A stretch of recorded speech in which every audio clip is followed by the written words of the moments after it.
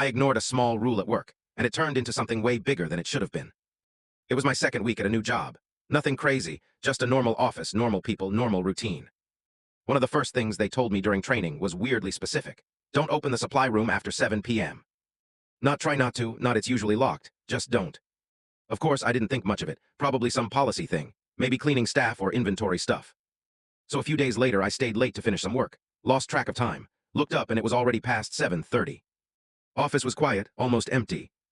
I got up to grab a notebook and realized I left mine in the supply room earlier. I stood there for a second, remembering what they said. Then I laughed it off. It's a supply room, what's the worst that could happen? So I walked over and opened the door. The light inside was already on. That was the first thing that felt off. I stepped in, grabbed my notebook and turned to leave, and that's when I noticed something on the wall. A whiteboard covered in writing, names, dates, notes. It didn't look like inventory or schedules. It looked personal, like someone had been tracking people. Employees, including me.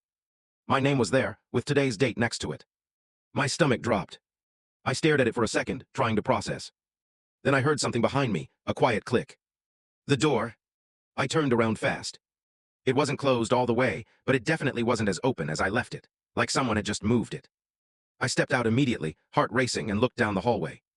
Empty. No one there. I didn't say anything to anyone that night. But the next morning, the whiteboard was gone, completely wiped. And when I asked about the supply room rule, my manager just smiled and said, "Some rules are there for a reason."